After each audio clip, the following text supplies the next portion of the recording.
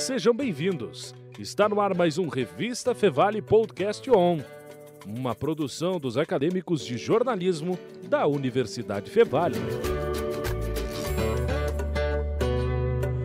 Olá, bem-vindos a mais um Podcast On. Muito prazer, eu sou o Vinícius Soares. Aqui Júnior Rosário.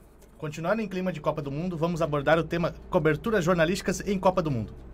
Para isso, convidamos um cara que é gabaritado no assunto, com 7 coberturas no currículo, Luiz Carlos Reck, que atualmente está na Rádio Grenal. Tudo bem, Reck? Ei, Reck, tudo bem? Bem-vindo. Valeu, um grande abraço, Júnior, um abraço, Vinícius. Se a gente considerar as Copas na retaguarda também, que até dá mais trabalho do que na linha de frente, de 86 para cá, daria 86, 90, 94, 98, 2002, 2006, 2010, 2014, 18, 22. Daria 10. Mas realmente, na Copa da Rússia, eu não estive presente ao vivo. E na Copa do Brasil eu fiz apenas um jogo. E pela Rede Verde e Amarela, que é a Rádio Bandeirantes. Em 86 eu trabalhei na retaguarda. Então vocês têm razão, 7 Copas do Mundo na linha de frente, bastante experiência, bastante coisa vivida e uma satisfação pessoal muito grande.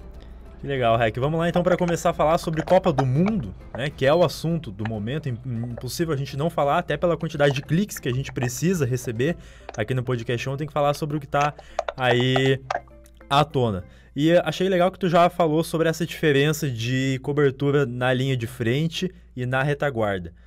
Fala para nós, assim, mais especificamente no trabalho de um jornalista, como é que funciona essa diferença, como é essa cobertura, um evento dessa magnitude, né, que tem uma torcida gigantesca, tem muita gente envolvida também. Bom, sabe que depende muito da estrutura, e o nosso Carlos Roberto, que trabalha com vocês aí, sabe bem como é que funciona isso, que as empresas dão para a gente, né?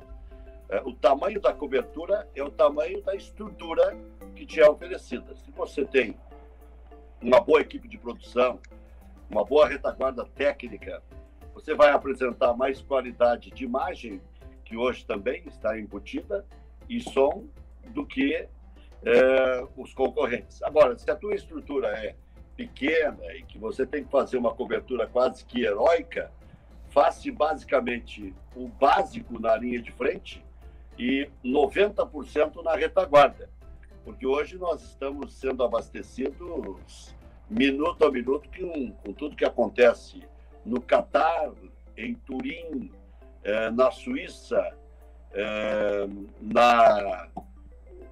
enfim, nos adversários todos do Brasil aí, né?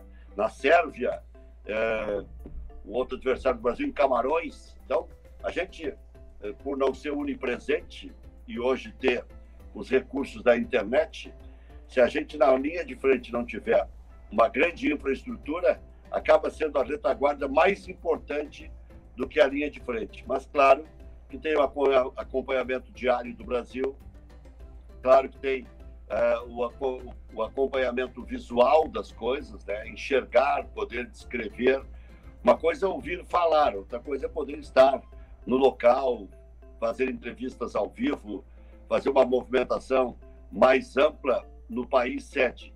Mas tudo depende da infraestrutura criada, do dinheiro investido, do tamanho dos direitos de transmissão que você adquire, das parcerias, enfim, tudo isso que a gente já viveu, conviveu, reviveu e segue vivendo. Bem, Reck, você já participou de 7 coberturas de Copa do Mundo diretamente, né, na linha de frente. Quais as diferenças de cobertura de país para país? Por exemplo, da Itália para os Estados Unidos, dos Estados Unidos para a França, da França para a Coreia e Japão, Alemanha e África do Sul. Quais as diferenças entre os países que sediaram a Copa nesse período? Aí entra muito também da pujança do país, né? Por exemplo, os Estados Unidos, quando a gente foi fazer cobertura lá, nem se falava praticamente em Copa do Mundo. No entanto, se sabia que teríamos uma grande Copa do Mundo, porque os estádios eram majestosos, porque havia uma organização de trânsito, de campo de treinamento, tinha uma capacidade boa de receber os turistas na rede hoteleira. A seleção brasileira era, na época, em termos de futebol, uma seleção bastante desacreditada. Depois se falou muito da tal da era Dunga, como se tudo fosse culpa do Dunga. Na verdade, se viu em mais de uma oportunidade que o Dunga era apenas mais uma peça da engrenagem, mas tinha que se escolher um Cristo. O Lazzaroni, por exemplo, em 90 era um técnico fraco, mas ao mesmo tempo criativo, né? Bancou um 3-5-2 que não era praticado no país, levou para uma Copa do Mundo e a gente acabou pagando o preço numa jogada muito criativa, inteligente do Maradona e o gol do Canidia, que nos tirou da Copa do Mundo numas oitavas de final. Então, a seleção brasileira ali tinha bons jogadores, tinha uma boa condição, mas nunca foi favorita para ganhar o título. Isso em 90. Depois, em 94, já falei aí da infraestrutura, que a gente sabia que ia fazer uma cobertura tranquila, porque tudo acontecia, o transporte, a entrada nos estádios, os campos de treinamento e também a boa estrutura dada pela Caldas Júnior na época. Nós tínhamos motorista particular, lá particular em termos, né, que conduzia as mais diversas necessidades dos integrantes da equipe. 98 na França, uma cobertura que a gente fez com aluguel de carro e também fácil de se deslocar, também as coisas funcionando muito bem, algumas sedes se repetindo, por exemplo, 2 vezes jogamos em Nantes, depois Marseille, uma boa infraestrutura de trem funcionando legal, né? Então, não houve dificuldades. 2002, a Copa quase do impossível, né? Em 2 países, deslocamentos de carro muito truncados, de trem, nós com muito equipamento, mudando permanentemente de sede, tendo que carregar equipamentos pesadíssimos, entrar no trem feito bicho, jogando as coisas, né? Quando não tinha também as bagagens próprias que compunham aquela necessidade do momento. 2006, Alemanha, uma infraestrutura de trem invejável, os estádios todos remodelados, tudo funcionando também tranquilamente. 2010, na África, também alugamos um carro com motorista, com van, nos deslocamos em longas distâncias, como, por exemplo, quando o Brasil perdeu para a Holanda, saindo do Joanesburgo para Porto Elizabeth, a gente viajou 14 horas com uma van e dali iríamos para a cidade do Cabo, né? Também mais 12 horas. Como o Brasil foi eliminado no final, acabamos dando sorte, porque muita gente ficou 3, 4 dias para poder retornar ao Brasil, já que o Brasil estava eliminado. E aí foram essas que acompanhei, de 90, 94, 98, 2002, 2006, 2010. A de 2014, eu trabalhei basicamente na retaguarda, na Bandeirantes, e fiz só um jogo na linha de frente, que foi Holanda e Austrália, que acabou sendo um dos maiores jogos da Copa. Fui agraciado com isso e fiz um jogo só na rede verde e amarela para mais de 200 rádios em todo o Brasil. Legal. E, Rec, tu falaste agora sobre esse último o jogo que tu fez a cobertura na linha de frente da Holanda. Que a Holanda e, desculpa, qual outro? Holanda e Austrália. Holanda e Austrália, que são 2 times com jogadores estrangeiros e tudo mais. Como funciona essa preparação para cobrir jogos desses países estrangeiros? E Holanda e Austrália ainda tem alguns jogadores mais conhecidos, mas vamos por alguns times mais que não tem tanto destaque na Copa do Mundo. Como funciona essa preparação? Tipo, os técnicos falam, né, jogo a jogo, né? A gente vai se informando ao longo do caminho, porque as notícias mais importantes são as que estão mais próximas do jogo, né? Então, quando chega na hora do enfrentamento, a gente se prepara, vê a origem de cada jogador, vê em que clube está atuando, a performance. Hoje tem mais recursos. Na Copa de 90 e 94 eram parcos recursos, mas aí a gente entrevista companheiros, mesmo que a gente tenha dificuldade com a língua espanhola, por exemplo, quase todos falam, e a gente acaba se entendendo, né, de uma forma ou de outra, pedindo para falar mais devagar, entrevistando companheiros de rádio, pedindo as características. Enfim, a gente dá um jeito. Dá um jeito.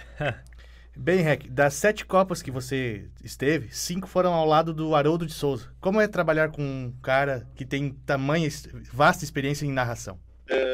Na verdade, cobrir 7 Copas do Mundo 6 com o Haroldo e uma com o Marco Antônio Pereira, com o Gisaldo Pinheiro e com o Ricardo Vidarte, que fazia às vezes de narrador e de repórter. Com o Haroldo foi um baita aprendizado, porque o Haroldo já trouxe da RBS um outro estilo de fazer rádio, um pouco mais dinâmico, né? E a gente achava que fazia bem do nosso estilo, mas agregamos o estilo dele também. Nossa equipe era muito boa. Tinha o Haroldo de Souza, tinha, nas mais diversas vezes, José Aldo Pinheiro, o próprio Ricardo Vidarte, Vianney Carlet, Paulo Sérgio Pinto, Edgar Schmidt, Luiz Henrique Benfica, Flávio Dalpisol, Rogério Belk, Antônio Augusto. Enfim, as Copas que a gente cobriu sempre foram recheadas de pessoas competentes, veteranas. Algumas vezes também tinha principiantes, como na África, o Rodrigo Oliveira, mas todas as pessoas que sabiam trabalhar. Então, facilita o trabalho da gente também.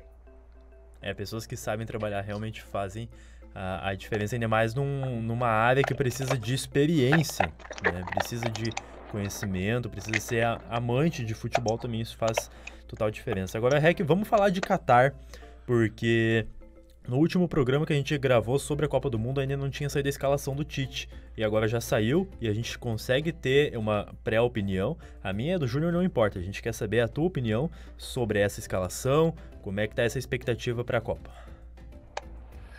Bem, se o som por acaso não estiver ruim, eu vou acabar dando uma providenciada num fone aí, se vocês quiserem. Eu vou garimpar o fone aqui e vou achar. Por enquanto a gente toca a ficha assim. Por enquanto pode ser assim. Então, respondendo, em relação à escalação do Brasil, eu sempre gostei de uma meia cancha forte, porque não só os mais antigos dizem, como a gente vê a eficácia do Flamengo, jogando com uma meia cancha forte. Nós vimos o Palmeiras preocupado também com a meia cancha, com atacantes rápidos, e nisso até coincide com o Tite, os atacantes rápidos. Tem centroavante de ofício, tem centroavante móvel, tem bons cabeceadores desta vez. O Brasil tem um manancial melhor, né? Mas eu ainda vejo com alguma preocupação se Casemiro e Fred poderão tocar o piano sozinhos, se o Paquetá vai corresponder à expectativa. Do meio para frente, ok. A defesa, no miolo, ela é bem razoável. Para mim, os laterais são fracos. Ficam muito aquém da qualidade geral da seleção brasileira.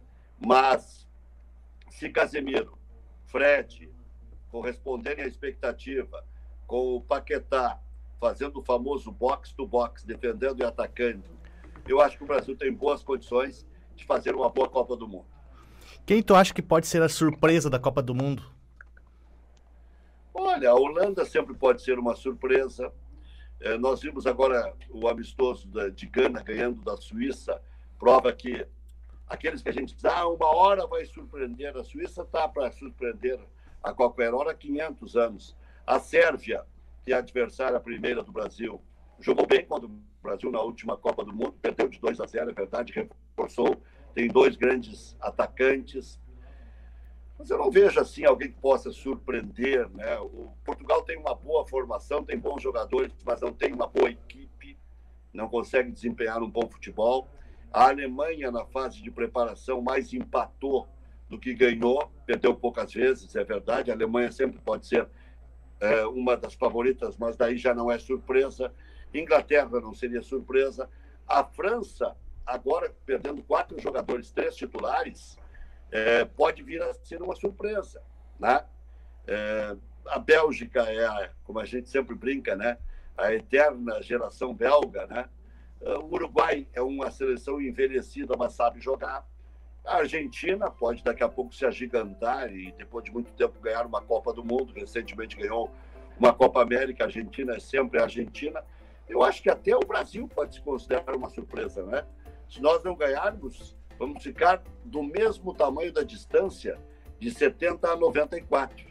Então, eu acho que há uma parelha de disputa entre Inglaterra, França, Brasil, Argentina, Alemanha, Holanda e até outros correndo um pouquinho por fora. Eu não vejo assim um disparate para uma muito melhor e outra muito pior. Um Uruguai correndo por fora e quem sabe aí, né? vez por outra, aparece um time que surpreenda nas primeiras fases. Já houve Marrocos surpreendendo, já houve Costa Rica surpreendendo, até o Irã jogou bola contra a Argentina, a Argélia jogou bola contra a Alemanha aqui em Porto Alegre, né? Por vezes, lá atrás, as seleções da África surpreendiam, mas muito mais em Olimpíada do que em Copa do Mundo. O Japão ameaçou várias vezes, não conseguiu se estabelecer. A Coreia só surpreendeu quando foi favorecida pela arbitragem, jogando em casa. Eu acho que vai ficar mais ou menos nesse raberrão. Bem, Rec, independente do resultado do Brasil na Copa do Mundo, o Tite vai deixar a seleção. E quem você apostaria para ser o próximo técnico? Muito se falou agora, semanas, o Caio Ribeiro até falou do Mano Menezes em assumir a seleção brasileira, técnico do Inter. Você apostaria no estrangeiro ou manteria um técnico nacional à frente da seleção? Até essa notícia do Mano na seleção eu dei em primeira mão e registrei ainda mais diversas frentes, mas como retumba muito mais numa Rede Globo, com o Caio Ribeiro, e a forma como ele se comprometeu com a notícia é maior do que a que eu dei. Eu disse que se fosse o André Sanches, quase que certamente seria o Mano Menezes. E agora eu não sei se cresceu a possibilidade do André Sanches e pode mais rapidamente se efetivar essa notícia do Mano Menezes. Eu acho ele um ótimo técnico, o trabalho que ele fez no Inter, o trabalho de recuperação que ele fez no Grêmio, no Corinthians, no Cruzeiro. Então é um técnico que já estava se estabelecendo na seleção brasileira, tem sim os seus merecimentos. Entrevistando o Noveleto na Rádio Grenal, o Noveleto disse, repercutiu em nível nacional também, essa entrevista na Rádio Grenal, que esta hora seria a do Dorival. Perguntei para o Argel também sobre isso, ele acha que por meritocracia seria o Abel Ferreira. Os próprios técnicos brasileiros com quem conversei, inclusive o Dorival, quando ele estava desempregado, participando do Cadeira Cativa, entendem que tem que continuar nesta batida de técnico brasileiro. Só que a gente sabe, os estrangeiros estão aí, os portugueses querem vir cada vez mais para cá, porque lá eles têm um bom curso, mas o dinheiro é pequeno. De novo, citando o Argel, à exceção do Sporting, do Benfica e do Porto, lá os outros técnicos ganham, em média, na primeira divisão portuguesa, 60 mil reais, 70 mil reais. Não é 70 mil euros, nem 60 mil, 60, 70 mil euros, 60, 70 mil reais. E na segunda divisão se ganha de 5 a 10 mil reais. Então, eles querem cada vez vir mais para cá. Não é só desejo dos brasileiros. Eles fazem um bom curso lá, mas a mão de obra dentro do país deles é barata, ao contrário do que alguns propagam, né? E o Argel mesmo treinou na segunda divisão, porque tinha sonho de voltar para Portugal. Eu não vejo como problema se for o Abel Ferreira, mas os técnicos brasileiros gostariam de continuar com a dinastia brasileira, e até o Fernando Diniz, o Dorival, o Cuca. O Renato já perdeu um pouco de terreno, mas esteve bem cotado. Eu achava que o Roger ia concorrer, crescer a ponto de concorrer com esses todos, sendo um bom discípulo de Tite. No entanto, ficou um pouco no meio do caminho. Mano Menezes, ok, também é um bom técnico. E esse Abel Ferreira só não ganhou a Supercopa, né, porque perdeu para o Flamengo, e só não ganhou o Mundial, mas ele levantou todos os canecos, Copa do Brasil, Brasileirão, Libertadores da América, Paulistão. Então, o cara está preparado, né? Tem bagagem. Bem, nessa mesma entrevista também foi citado Guardiola, que poderia ser uma possibilidade, mas o preço que ele pediu foi muito alto e a CBF não conseguiria pagar. Tu acharia que o Guardiola revolucionaria a seleção brasileira? Essa mesma entrevista, que eu não sei se é na fonte que tu está vendo aí, estão dando a fonte para a Rádio Grenal ou para a Rádio Gaúcha. A entrevista foi na Rádio Grenal, não sei se já corrigiram. Sim. Mas o Guardiola, o Chico falou em 24 milhões, né? Seria um caminhão de dinheiro. Muito e dinheiro. Não teria condições de 24 milhões de euros, inclusive, né? Para a seleção brasileira, que tem toda essa arrecadação, bancar. Não sei se ele é tão revolucionário assim. Ele é revolucionário quando ele tem uma seleção do mundo à sua disposição, como foi no Bayern e como foi no Barcelona. Já no Manchester não foi tanto assim. Então, eu acho que ele é um extraordinário treinador, pode estar muito à frente dos outros, mas milagre quem faz é Jesus Cristo. De fato. E, Rec, deixa eu te perguntar, agora foi abordada essa questão dos técnicos, agora voltando para jogadores, também foi abordada essa questão do técnico estrangeiro, agora indo para a seleção. Daniel Alves não é estrangeiro, mas foi escalado pela sua experiência no exterior. Isso é suficiente para justificar a escalação dele, na tua opinião?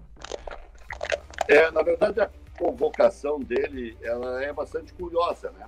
Porque já na última Copa do Mundo ele não jogou.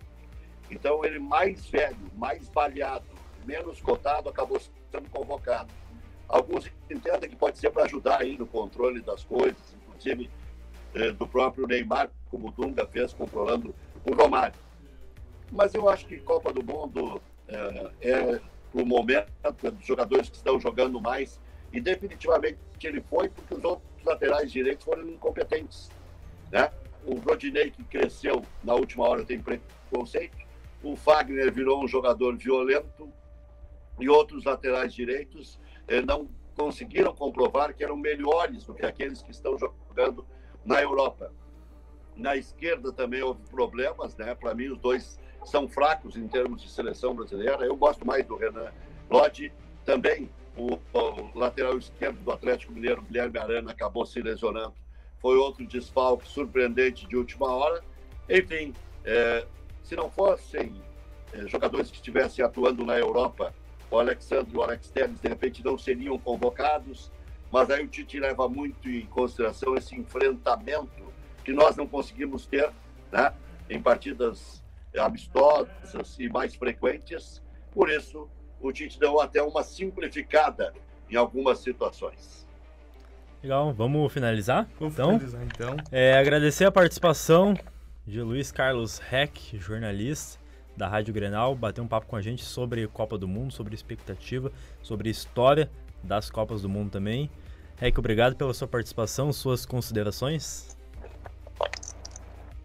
Valeu, obrigado Júnior Rosário, obrigado Vinícius Soares, que vocês sejam bons, ótimos profissionais, que consigam fazer uma carreira brilhante.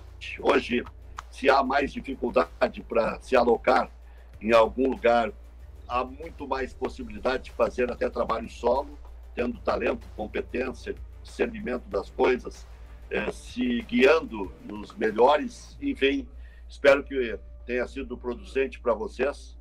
E prazer, uma honra sempre participar aí, mandar um grande abraço para o Carlos Roberto Pereira e esperar que vocês tenham conseguido tirar o maior proveito desse nosso contato. Legal. E então, na técnica, quem ficou? O Júnior. Carlos Pereira, mencionado por Luiz Carlos Rec, e também o Rinaldo Silveira, para orientação do professor Marcos Santuário, né? Também acho que trabalhou contigo na Guaíba, né? No grupo da Caldas Júnior. Trabalhou, um abraço para o Santuário também, excelente jornalista. Legal, vamos mandar os abraços, com certeza, para o Santuário, professor, com certeza. Para o Carlão, já não tenho tanta certeza assim. Mas agora, fazer o convite para quem está nos acompanhando, nos seguir no Instagram, @podcastonfevale, no Facebook, que é Podcast On Revista Fevale, no YouTube e também no Spotify. Fica ligado que toda semana tem episódio novo e também tem a nossa rotina aqui de redação. Enfim, fica ligado que vem mais episódios nas próximas semanas. Valeu, abraços! Você ouviu o Revista Fevale Podcast On, uma produção dos acadêmicos de jornalismo da Universidade Fevale. Muito obrigado pela sua companhia e até mais!